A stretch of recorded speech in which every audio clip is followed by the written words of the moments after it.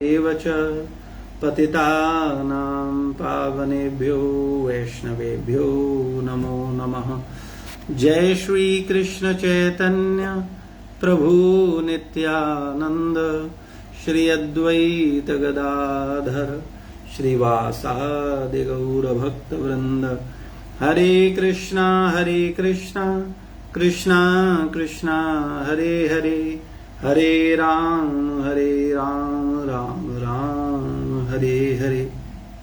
नमो विष्णुपादाय कृष्णपृष्ठाय भूतले श्रीमते भक्तिवेदांत स्वामीति नामने। नामस्ते सारस्वतदेवे गौरवाणी प्रचारिणे निर्विशेष शून्यवादी पाश्चात्य देशतारिणे।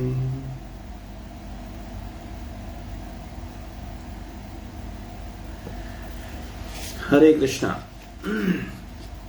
तो हम लोग आज चर्चा करने वाले हैं कि क्या वास्तविकता में भगवान हैं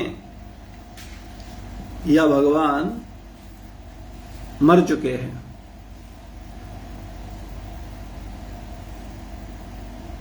अगर हम आप सबसे प्रश्न करें और ये पूछें कि आप क्या मानते हैं, तो आप बड़ी ही सरलता से बोलेंगे कि नहीं, भगवान हैं। लेकिन जो ईमानदारी की बात है, जो मन की बदमाशी की बात है, तो स्थिति यह है कि भगवान पर हमारा विश्वास है ही नहीं या बहुत ना के बराबर है। हमें धन पर विश्वास है, हमें अपने शरीर पर विश्वास है, हमें अपने परिवारीजनों पर विश्वास है, लेकिन जब बात भगवान के विश्वास की आती है तो बहुत मुश्किल होता है।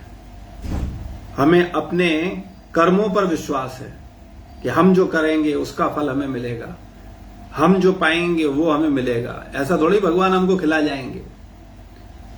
तो भगवान है कि नहीं है, ये प्रत्येक व्यक्ति के लिए, चाहे वो वैज्ञानिक हो या संसारी प्राणी हो, प्रत्येक के लिए ये प्रश्न रहता है कि क्या वास्तव में भगवान है, सच में है। और अगर भगवान हैं और आप मानते हैं कि हाँ भगवान हैं और उनमें आपका पूरा विश्वास है, तो निश्चित रूप से आपका जैसा जीवन है ऐसा जीवन नहीं होता, आज आपका जीवन बदला हुआ होता। तो आज हम लोग तर्क के साथ चर्चा करेंगे कि वास्तविकता में क्या वास्तव में ईश्वर है। क्योंकि बहुत सारे साइंटिस्ट, बहुत सारे फिलोसफर ऐसा बोलते हैं कि भगवान नाम की कोई चीज नहीं है, प्रकृति है, प्रकृति ने ही सब कुछ रचा, प्रकृति ही सब कुछ कर रही है, ईश्वर नाम की कोई चीज नहीं है। और कई लोगों ने तो यहां तक कहा कि चलो मान भी लेते हैं कि भगवान थे, तो कभी उन्होंने प्रकृति की रचना की, सृष्टि की रचना की और फिर वो मर गए। जैसे हम मरते हैं वैसे भगवान भी मर गए। तो क्या तर्क है, क्या तथ्य है, क्या है वास्तविकता, इस पर आज हम लोग शास्त्रों के अनुसार, संतों के अनुसार ये जानने का प्रयास करेंगे कि क्या वास्तव में ईश्वर है, और अगर है तो उस पर मेरा फेथ कितना है। क्या उतना ही विश्वास है हमें ईश्वर पर जितना अपने पैसे पर विश्वास है, या जितना अपनी सामर्थ्य पर विश्वास है, क्या उतना ही विश्वास ईश्वर पर है या उससे कम। और अगर कम है तो इसका कारण क्या है। तो वास्तविकता में नास्तिक प्रवृत्ति के लोग भगवान के बारे में न सुनने के कारण तर्क करते हैं। आप बार बार भगवान या परमात्मा की बात कर रहे हैं, पर भगवान को किसने देखा। कुछ दार्शनिक तो यहां तक कहते हैं कि मान लिया कि यदि भगवान थे तो वो मर चुके हैं, क्योंकि अब तो नहीं दिखते। जैसे आज आप दिख रहे हो तो हम मानते हैं कि आपका अस्तित्व है। आज मैं दिख रहा हूं तो आप मानते हैं कि मेरा अस्तित्व है, लेकिन भगवान दिखते नहीं है। कई बार लोग हमसे प्रश्न करते हैं, आप भगवान भगवान करते हैं, भगवान की बात करते हैं, क्या आपने कभी भगवान को देखा है। तो हम लोगों से बड़ी सरलता से ये पूछते हैं कि अगर हम बोलेंगे कि हमने भगवान को देखा है तो तुम विश्वास कर लोगे। तो बोले नहीं। तो फिर क्या फर्क पड़ता है। वास्तविकता में भगवान को देखने के लिए एक विशेष प्रकार की शिक्षा की आवश्यकता है। इसको मैं बड़े सरल भाषा में आपको समझाने का प्रयास करता हूं कि अगर आपने बायोलॉजी का शिक्षा नहीं लिया है, जीव विज्ञान पर आपका चिंतन नहीं है, आपने उसको शिक्षा प्राप्त नहीं किया है, तो क्या आप वायरस को विश्वास कर पाएंगे? वर्तमान समय में कोविड पर लोगों का प्रश्न है, किसने देखा कोविड? है ही नहीं कोविड नाम की कोई चीज ही नहीं है। लेकिन जो अशिक्षित हैं वो ऐसा बोल रहे हैं, आज भी बोल रहे हैं लोग। पूरी दुनिया में लोग मर चुके हैं, लेकिन बहुत से लोग आज भी बोलते हैं, बोले कहीं कुछ नहीं है, कोविड नाम की कोई चीज है ही नहीं, कोरोना कुछ है ही नहीं। क्यों बोल रहे हैं वो ऐसा? क्योंकि उनको जीव विज्ञान का कोई ज्ञान नहीं है। इसी प्रकार से हम बद्धजीव, हम और आप जिनको भगवत ज्ञान नहीं है, भगवत शिक्षा नहीं है, वो भगवान के विषय में भी ऐसी ही बातें करते हैं। बोले किसने देखा भगवान, किसने देखा अगला जन्म, किसने देखा पिछला जन्म? खाओ पियो मौज करो, जीवन जीने के लिए मिला है। पशुओं की तरह जियो, जो मन आए सो खाओ, जो मन आए सो करो, जो अच्छा लगे बस वही करो।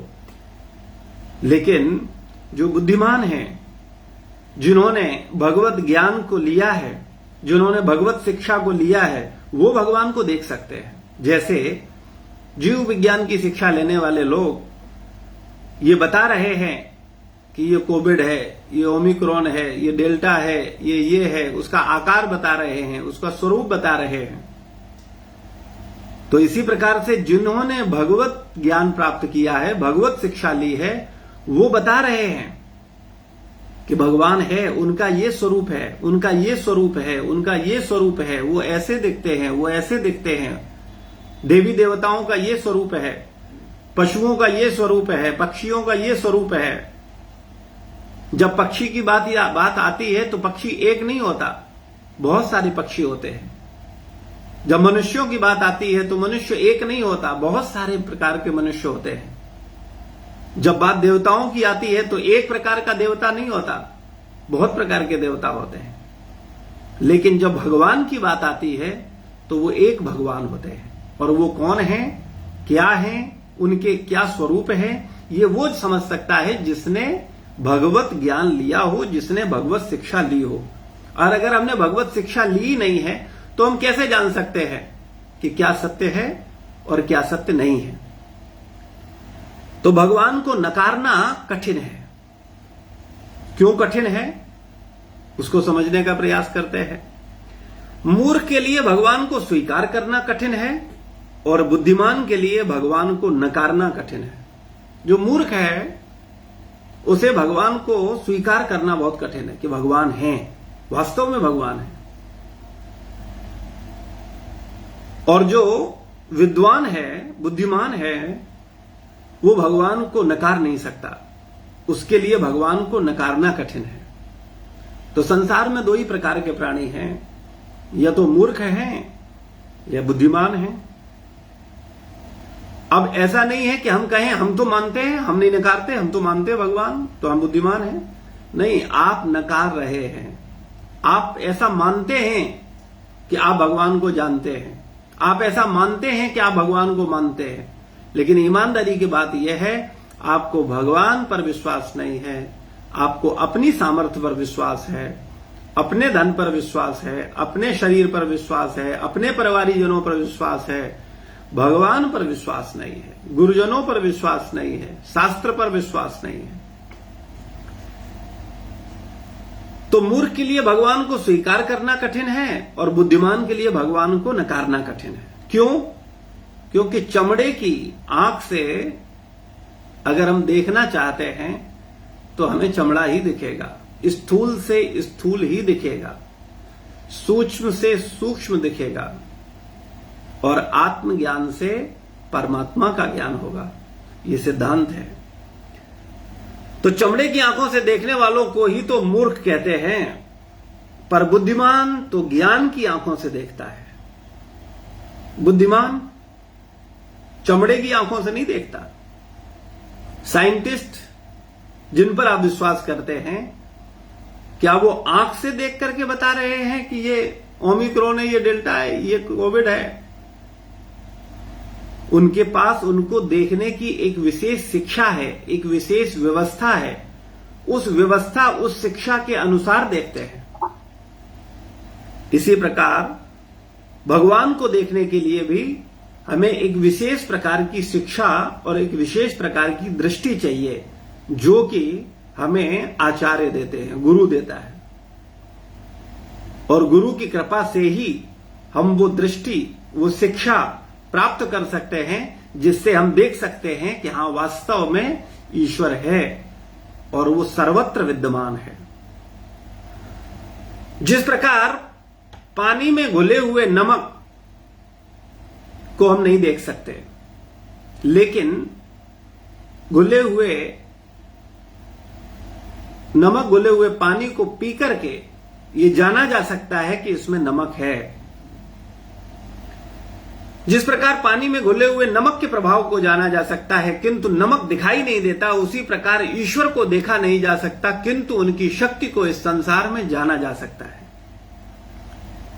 ईश्वर को देख नहीं सकते, क्योंकि आंख की बात हो रही है ना, आंख से नहीं देख सकते, लेकिन उनको जाना जा सकता है। जिस प्रकार से नमक जब पानी में घुल जाता है तो दिखता नहीं है, लेकिन उसका प्रभाव रहता है। पानी पीते ही आप कहेंगे इसमें नमक है। इसी प्रकार से अगर आप बुद्धिमान हैं तो संसार को देखते ही आप कहेंगे कि भगवान है।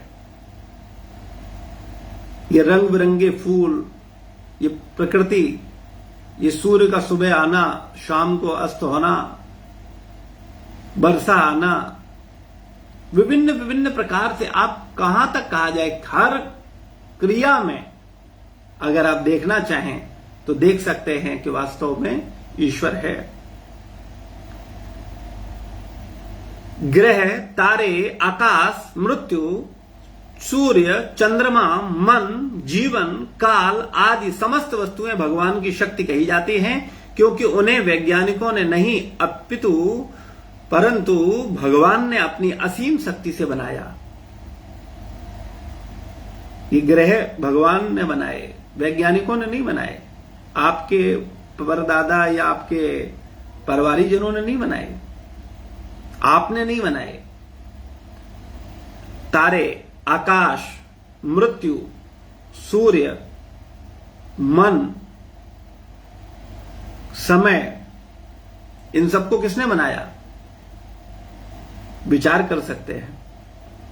भगवान की शक्ति कही जाती है, क्योंकि उन्हें भगवान ने नहीं अपितु,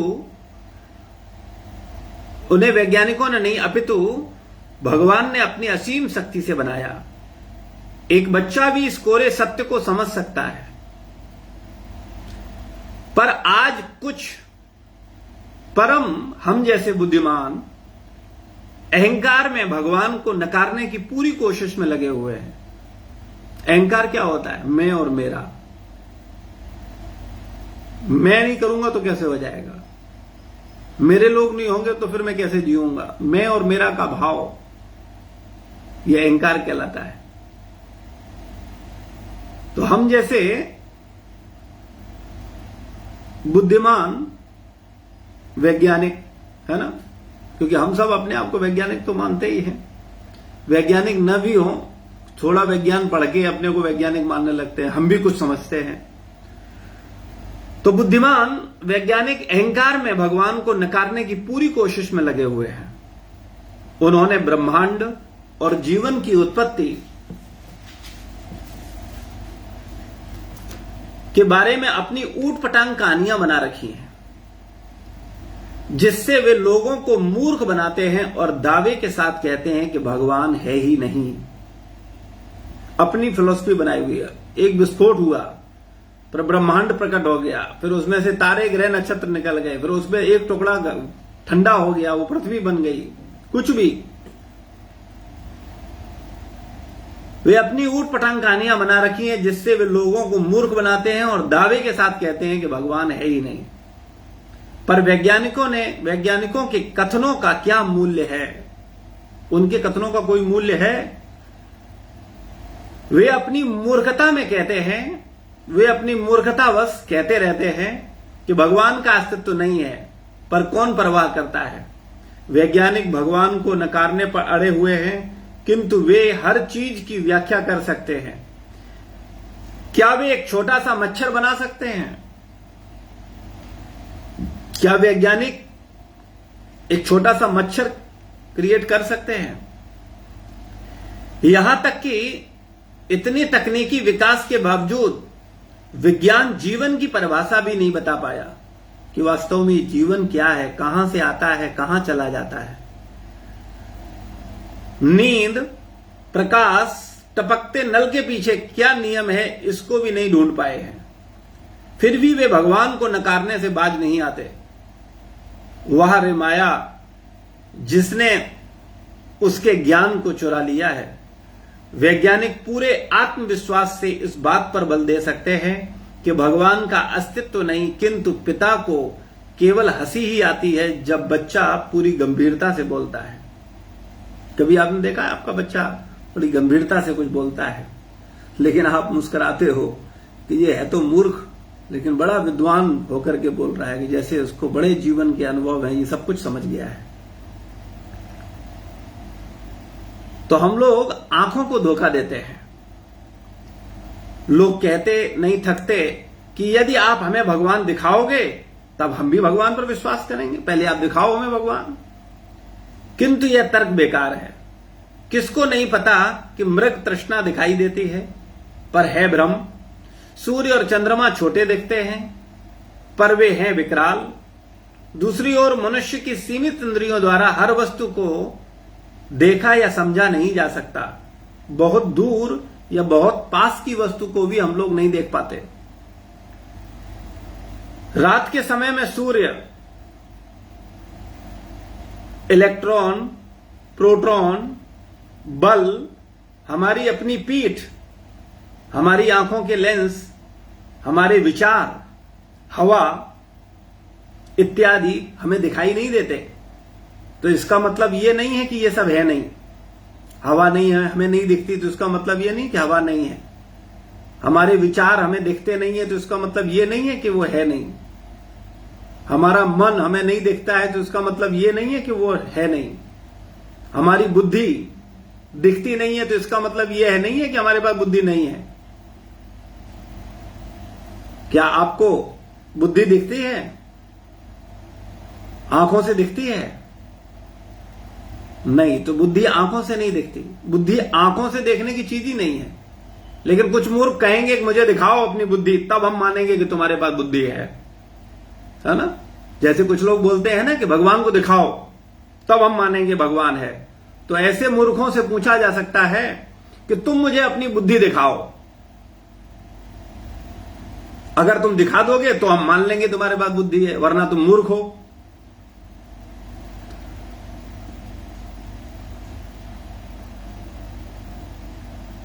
मैं आपके मन या दिमाग को नहीं देख सकता, तो क्या यह निष्कर्ष निकालूं कि आप बेदिमाग हैं? इसलिए देखने पर मत जाओ। शास्त्रों से सुनकर भगवान पर विश्वास करो।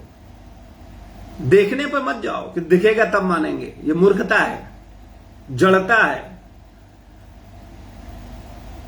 शास्त्रों से सुनकर, गुरु से सुनकर जानो कि वास्तविकता में क्या भगवान है, क्या देवी देवता है, क्या हम हैं। उन्हें समझो और उन शास्त्रों के अनुसार भगवान पर विश्वास करो। उन्हें समझो और उनकी सेवा करो। जब भगवान आपसे प्रसन्न हो जाएंगे तो वे अपनी परम दया से स्वयं को आपको प्रकट कर देंगे। वो अपने आप आपके समक्ष उपस्थित हो जाएंगे। लेकिन भगवान किसी के दास नहीं है कि लोग कहें कि मुझे दिखाओ भगवान, और भगवान से कहा जाए देखो भाई भगवान इन लोगों को विश्वास नहीं, आप आइए और उनको दिखाइए कि आप हैं। तो भगवान किसी के दास नहीं है कि उनको जब चाहो तो प्रकट कर दो, जब चाहो तो कहो ठीक है अब आप अपने घर जाओ, अब लोगों को विश्वास हो गया, उन्होंने देख लिया है कि आप हो। भगवान का अस्तित्व हम पर निर्भर नहीं करता। कई बार हम सोचते हैं हम नहीं मानते भगवान है, तो अगर आप नहीं मानते तो इसका मतलब यह नहीं है कि भगवान नहीं है। आप कहते हैं हम नहीं मानते शास्त्र है या शास्त्रों में लिखा हुआ जो सिद्धांत है वो सत्य है, तो आपके मानने से शास्त्र सही या गलत नहीं हो जाएंगे। वो तो जो हैं वो हैं। आप कहो मैं नहीं मानता गुरु को, तो मत मानिए। आपके न मानने से वो गुरु नहीं रहेगा, ऐसा नहीं होगा। लेकिन हां, अगर आप भगवान को मानेंगे और ऐसे नहीं जैसे आप मान रहे हैं, ऐसे मानते रहेंगे तो फिर काम नहीं चलेगा। जैसे आप वर्तमान समय में भगवान को, शास्त्र को, गुरु को मान रहे हैं, ऐसे मानने से जीवन सफल होने वाला नहीं है। वास्तव में मानना पड़ेगा, मन के कपट से निकल करके मानना पड़ेगा, तब कल्याण हो सकता है। लेकिन नहीं मानने से भगवान का, शास्त्र का, गुरु का कुछ नहीं बिगड़ेगा, लेकिन हां मेरा सब कुछ बिगड़ जाएगा। अगर हम भगवान को नहीं मानेंगे तो हमारा जीवन खराब होगा। हम शास्त्र को नहीं मानेंगे तो हमारे कर्म खराब होंगे। हम गुरु को नहीं मानेंगे तो हम जन्म जन्मांतर अज्ञानी और मूर्ख रहेंगे। हमारी अपनी इच्छा है, माने या न माने। न्यूटन से पहले भी गुरुत्वाकर्षण था। क्या ऐसा था कि न्यूटन ने बता दिया गुरुत्वाकर्षण, उससे पहले गुरुत्वाकर्षण नाम की कोई चीज नहीं थी? लेकिन हम न्यूटन में श्रद्धा रखते हैं, लेकिन गुरुत्वाकर्षण को पैदा करने वाले में श्रद्धा नहीं रखते। हम गुरुत्वाकर्षण को खोजने वाले का सम्मान करते हैं, लेकिन गुरुत्वाकर्षण को पैदा करने वाले के प्रति सम्मान नहीं है। यह तथाकथित मूर्ख विद्वानों की परिभाषा है। जीवाणुओं की खोज से पहले क्या जीवाणु नहीं थे? वैज्ञानिकों ने, साइंटिस्ट ने जीवाणु खोजे तो उनके खोजने से पहले नहीं थे क्या वो? अंधे को सूर्य दिखाई नहीं देता तो इसका मतलब यह नहीं है कि सूर्य है नहीं। वास्तविकता या अस्तित्व हमारे मानने न मानने पर नहीं टिका है। हमारे मानने न मानने से कुछ फर्क नहीं पड़ता है। वास्तविकता है और रहेगी, चाहे हम माने या न माने। भगवान का अस्तित्व हम पर आश्रित नहीं है, अपितु हमारा अस्तित्व उन पर आश्रित है। श्रीमद् भागवत के 10वें स्कंद के दूसरे अध्याय के 28वें श्लोक में वर्णन आता है,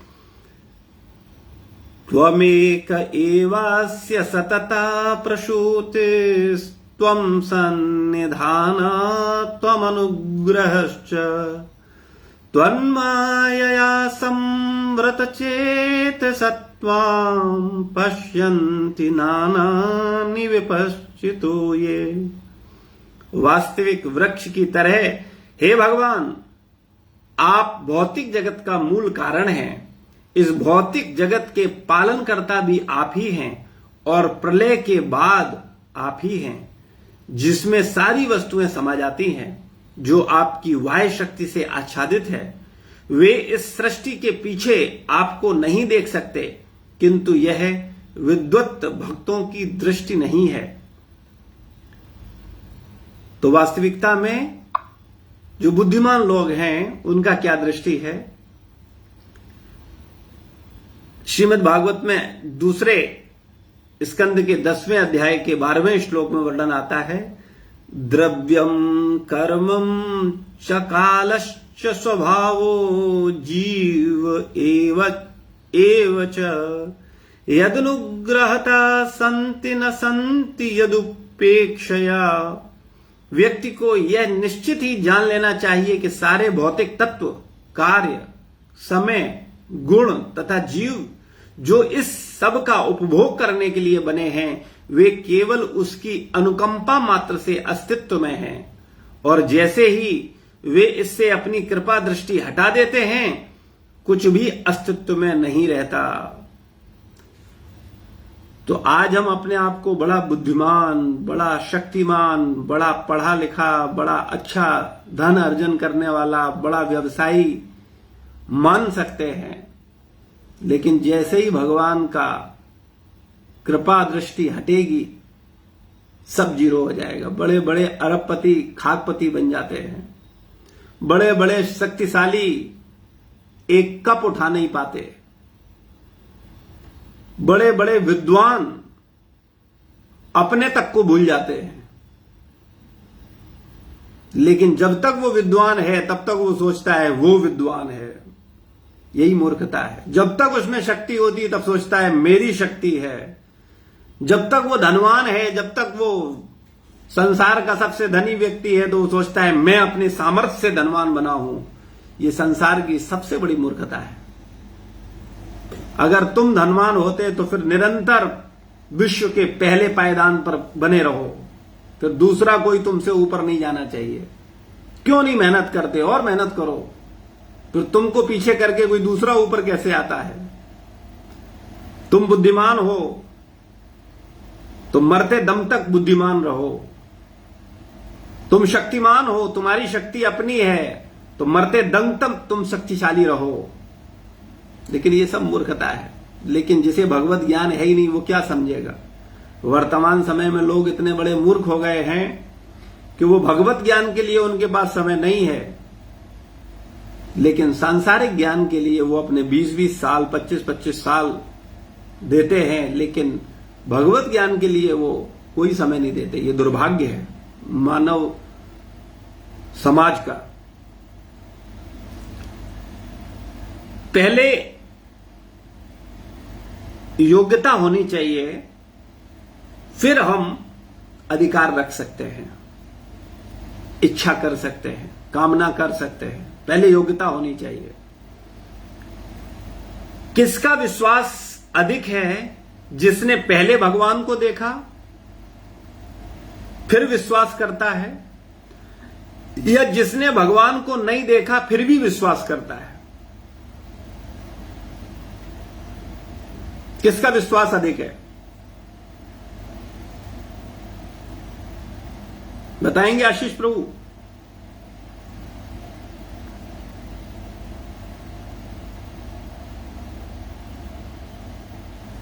जी प्रभु, जिसने भगवान को नहीं देखा है उसका प्रभु विश्वास ज्यादा प्रभु। जिसने भगवान को नहीं देखा है लेकिन भगवान की शक्तियों को देखा है, भगवान के प्रभाव को देखा है। हमने हवा को नहीं देखा है, लेकिन हवा में बड़े बड़े शहर उजड़ जाते हैं। तो बुद्धिमान वो नहीं है जो देखेगा हवा को तब मानेगा कि हवा है। बुद्धिमान वो है जो उसने नई हवा देखा है, लेकिन उसकी शक्तियों को देख करके वो स्वीकार कर रहा है कि वास्तव में भगवान है। तो जो बिना योग्यता के भगवान को देखने की इच्छा रखते हैं, ऐसे लोग आलसी हैं, संशयी हैं, घमंडी हैं। भगवान क्यों ऐसे आलसी, अश्रद्धालुओं और संकालुओं के समक्ष प्रकट होंगे? कृपया इस पर विचार करिएगा। जिस प्रकार आंखों से सूर्य को देखा जा सकता है, उसी प्रकार केवल श्रद्धा से भगवान को देखा जा सकता है। अगर आपके पास आंख न हो तो आप सूर्य या आईना को देख सकते हैं। तो इसी प्रकार से भगवान को देखने के लिए, शास्त्र को देखने के लिए, गुरु को देखने के लिए श्रद्धा चाहिए। वरना गुरु साधारण मनुष्य समझ आएंगे, शास्त्र साधारण किताबें समझ आएंगी और भगवान पत्थर नजर आएंगे। क्योंकि बुद्धि वैसे ही हमारी पत्थर है, तो हमें तो भगवान पत्थर दिखने ही हैं, शास्त्र किताबें दिखनी ही हैं, गुरु मनुष्य दिखना ही है। जिस प्रकार एक अंधा दीपक या दर्पण की सहायता से कुछ नहीं देख सकता, उसी प्रकार भगवान विष्णु से द्वेष करने वालों को विष्णु दिखाई नहीं देते, चाहे वे उनके समक्ष ही क्यों ना आ जाएं। पद्म पुराण उत्तरखंड अध्याय 15 बहुत इंपॉर्टेंट श्लोक है। ये जो द्वेष है ना, इसके कारण हमें भगवान, शास्त्र, गुरु ये दिखाई नहीं देते। क्योंकि द्वेष किसके अंदर होता है? जो अपने को श्रेष्ठ मानता है, जो श्रेष्ठ मानता है अपने को, और अपने से ऊपर जब उसे कोई दिखता है तो वो उसमें दोष ढूंढना शुरू कर देता है, जिससे वो अपने आप को श्रेष्ठ साबित कर सके। जब भी आप किसी में दोष देखते हो, खास करके जो आपसे श्रेष्ठ हैं, जो आपसे बड़े हैं, तो अगर थोड़े भी बुद्धिमान हो तो समझ जाइए कि आप ईर्ष्यालु हो। आप बच्चों में दोष देखते हो, आप शिष्य में दोष देखते हो, आप अपने से छोटों या अपने वर्कर्स या आपके एम्प्लॉई, उनमें आप दोष देखते हो, ये आपकी सेवा है। क्योंकि आप अगर दोष नहीं देखोगे तो चीजें ठीक कैसे होंगी। लेकिन अगर आप अपने गुरुजनों में दोष देखते हैं, अगर आप अपने माता पिता में दोष देखते हैं, अगर आप शास्त्रों में दोष देखते हैं, अगर आप भगवान में दोष देखते हैं, तो आप ईर्ष्यालु हैं, आप द्वेषी हैं। और द्वेषी और ईर्ष्यालु व्यक्ति के समक्ष कभी भी भगवान, गुरु और शास्त्र प्रकट नहीं होता, और न कभी हुआ है और न होगा, चाहे अनंत जन्म क्यों न हो जाए। बहु जन्मे करें श्रवण और कीर्तन, तो न पाए कृष्ण पदे प्रेम धन। अनंत जन्म खूब भजन कर लो, कुछ भी कर लो दिखावटी, लेकिन अपराधियों के समक्ष भगवान, गुरु और शास्त्र प्रकट नहीं होता। प्रकट होना दिव्य विषय है। भगवान हैं, लेकिन हमारे समक्ष प्रकट नहीं है। गुरु हैं, लेकिन हमारे समक्ष प्रकट नहीं है। शास्त्र हैं, लेकिन हमारे समक्ष प्रकट नहीं है। क्यों? क्योंकि हम ईर्ष्यालु हैं, हम द्वेषी हैं। इसलिए अपने द्वेष पर काम करो, अपनी ईर्ष्या पर काम करो। जो अपने को श्रेष्ठ मानने का भाव बहुत गहराई तक हमने घुसा रखा है अपने मस्तिष्क में, उससे निकालो, उससे निकलो और विनम्र हो जाओ, शरणागत हो जाओ भगवान के, गुरु के, शास्त्र के। जीवन सफल हो जाएगा। वरना हम केवल अपने आप को ठगेंगे और किसी को नहीं। हम अपने आप को जितना बुद्धिमान मान रहे हैं, जितना समझदार मान रहे हैं, उतनी ही समझदारी से, उतनी ही बुद्धिमत्ता से हम अपने आप को ठग रहे हैं। लेकिन हम मानते हैं कि हम बड़े बुद्धिमान हैं, हम अपना बड़ा फायदा कर रहे हैं, हमने देखो कितना कुछ बचा लिया है, कितना कुछ इकट्ठा कर लिया है, कितना कुछ सुख ले लिया है। लेकिन जिस समय तुम्हें वास्तव में शास्त्र कृपा होगा, वास्तव में गुरु कृपा होगा, वास्तव में भगवान की कृपा होगी। दो कृपा होती हैं, एक कपट कृपा और एक वास्तव कृपा। जब भगवान की वास्तव कृपा होगी, जब गुरुजनों की वास्तविक कृपा होगी, जब शास्त्र वास्तव में प्रकट होंगे, जब नाम प्रभु वास्तव में प्रकट होंगे, तो जीवन बदल जाएगा, समझ में आएगा वास्तविकता क्या है। वरना तो हम अपने आप में पर्याप्त बुद्धिमान हैं ही, हम तो स्वयं आचार्यों के आचार्य हैं, ये तो हमारी समस्या है ही। तो इसलिए हम सब लोगों को बड़ा गंभीरता पूर्वक विचार करना चाहिए और वास्तव में भगवान, गुरु और शास्त्रों का शरण लेना चाहिए, वैष्णवों का शरण लेना चाहिए, उनकी विशेष कृपा की याचना करनी चाहिए, जिससे हम अपनी मूर्खता से बाहर निकल करके सच में बुद्धिमान बन सकें। शील प्रभुपाद की जय, गुरु महाराज की जय, समस्त भक्त वृंद की जय। किसी का कोई प्रश्न है, कोई जिज्ञासा है तो पूछ सकता है।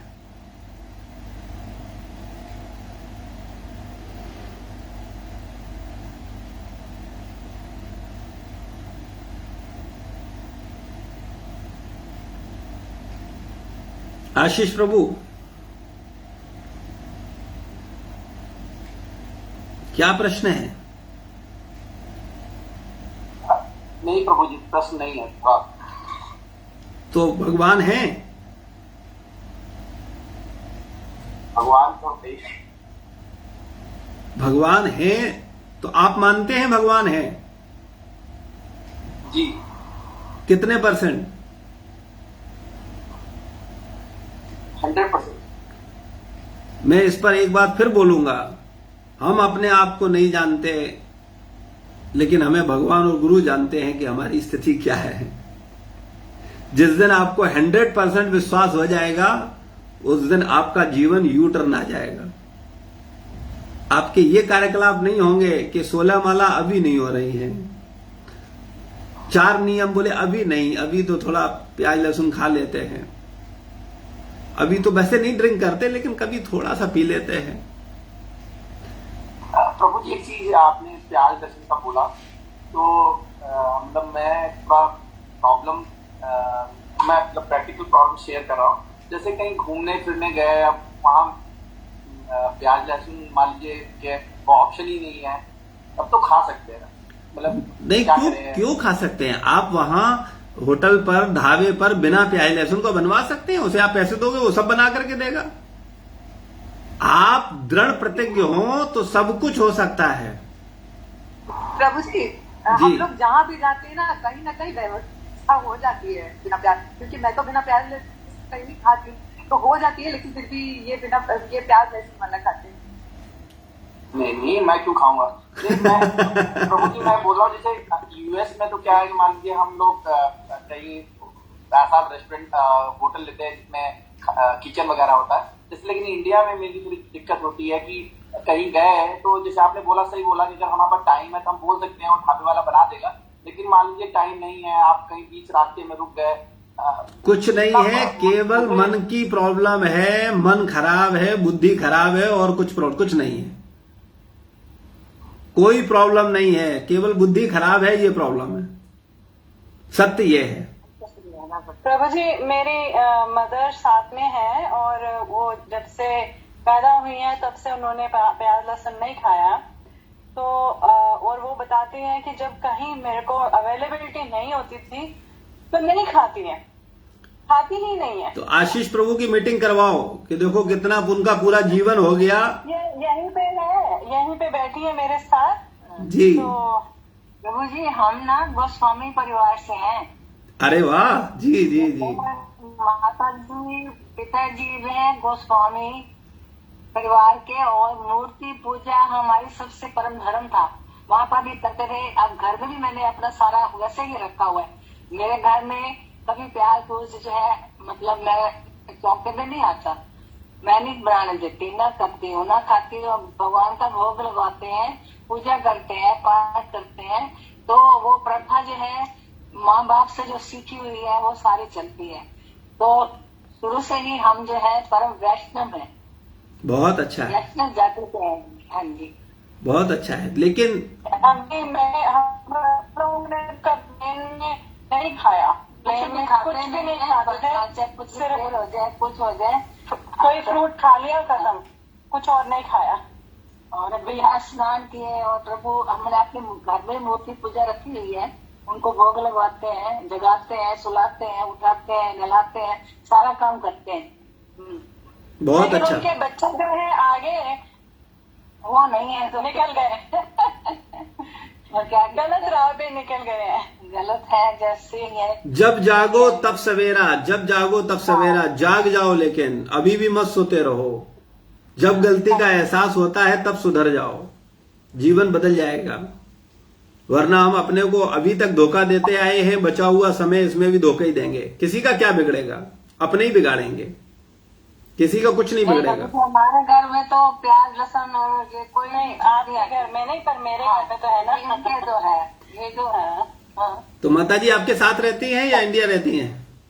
नहीं, ये यहीं पे अमेरिका में ही है, लेकिन अपने घर में है। हाँ। अच्छा। अब मेरे घर में मेरे बच्चे मतलब है, पर वो मेरी जो हमारी सब्जी रोटी बनती है और भगवान का हम पूजा करते हैं, उसमें कभी घर में चौके में प्याज पूज नहीं आता हमारा। बहुत अच्छा है। देखिए, अमेरिका में हम लोग गोस्वामी परिवार से हैं जी। हाँ जी हाँ जी। तो इस वक्त आपने बता दिया, आपने बता दिया। हाँ। ठीक है, तो इसलिए हम नहीं खाते। तो आप गोस्वामी परिवार से हैं तो उस धर्म का पालन करिए, उसे अन्य लोगों तक पहुंचाइए। अब इस- बच्चे हैं, वो दूसरे जिनके साथ शादी हुई है, वो जो करें। दीपिका माता जी, पहले भी आपको बोला है इसमें को होस्ट बना दिया करो सत्संग होने से पहले, जिससे दोनों कीजिए आप। तो बहुत अच्छा है माता जी। हमें आपसे मिलकर बड़ी खुशी हुई कि आप यूएस में रहते हुए भी अपनी परंपराओं को निभा रहे हैं और भगवान का भजन कर रहे हैं। ये भगवान की विशेष कृपा है। हाँ, श्रीनाथ जी की पूजा करती हूँ। श्रीनाथ जी हमारे हम जो है वैष्णव परम। हाँ जी हाँ जी हाँ जी। ठीक है, और किसी का कोई प्रश्न है, कोई जिज्ञासा है? आशीष प्रभु, माता जी ने इतना समझा दिया है कि अब तो विश्वास हो गया होगा। जी जी। देखो, सबसे बड़ी प्रॉब्लम कहीं नहीं है, प्रॉब्लम संसार में नहीं है, झगड़ा संसार में नहीं है, बुरा संसार नहीं है, बुरे हम हैं, यानी हमारा मन है। झगड़ा हमारे मन में है, प्रॉब्लम हमारे मन में है, हमारी बुद्धि में है, और कहीं नहीं है। इस बात को जिस दिन हम समझ जाएंगे उस दिन हमारा जीवन बदल जाएगा। ठीक है, आप सबका बहुत बहुत धन्यवाद अपना समय देने के लिए। श्रील प्रभुपाद की जय, गुरु महाराज की जय, समस्त भक्त वृंद की जय, निताय गौर प्रेमानंदे, हरि हरि बोल। हरे कृष्ण प्रभु।